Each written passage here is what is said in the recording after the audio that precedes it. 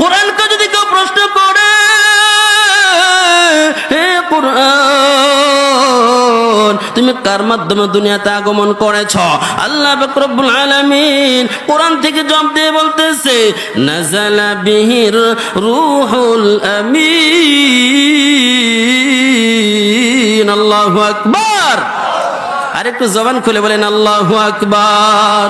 আল্লাহ পাক রব্বুল আলামিন কোরআন থেকে জবাব দিয়ে বলতেছে, বাজান, আল্লাহ তাআলা কোরআন থেকে জবাব দিয়ে বলতেছে, আল্লাহ পাক রব্বুল আলামিন জিবরাইলের মাধ্যমে দুনিয়ায় কোরআনকে প্রেরণ করেছেন। একটু চিল্লান দিয়ে বলেন আল্লাহু আকবার। আবার যদি কোনো বান্দা প্রশ্ন করে, হে কোরআন, বুঝলাম তুমি জিবরাইলের মাধ্যমে আগমন করেছ, তুমি কোন মাসে আগমন করেছ? জানুয়ারিতে আগমন করেছ, না ফেব্রুয়ারিতে আগমন করেছ, না মার্চ মাসে আগমন করেছ, না বৈশাখে আগমন করেছ, জ্যৈষ্ঠ মাসে আগমন করেছ? এরকম ভাবে যদি প্রশ্ন করো, কোরআনকে যদি বলে, কোরআন, তুমি কোন মাসে দুনিয়াতে আগমন করেছ, বলেন তো এই জবাব কোরআন দিতে পারবে কিনা? আল্লাহ পাক রব্বুল আলামিন বান্দাদেরকে বলতেছে, বাজান, যদি প্রশ্ন করো, হে কোরআন, তুমি কোন মাসে আগমন করেছ? কোরআন বলতেছে, আমি বৈশাখে আগমন করি নাই, জ্যৈষ্ঠ মাসে আগমন করি নাই, আষাঢ় মাসে আগমন করি নাই, শ্রাবণ মাসে আগমন করি নাই।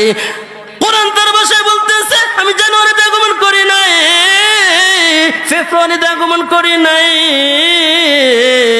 কোরআন তার ভাষায় বলতেছে, শাহরু রমাদানাল্লাযী উনজিলা ফীহিল কুরআন।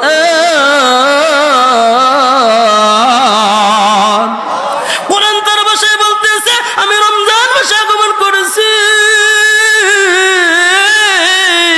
আবার যদি প্রশ্ন করো, হে কোরআন, তুমি রমজান মাসে আগমন করেছ, রমজান মাসে দুনিয়াতে আগমন করেছ, তুমি কোন সময় আগমন করেছ?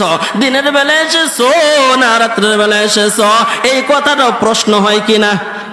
একটু জবান খুলে বলেন, হয় কিনা?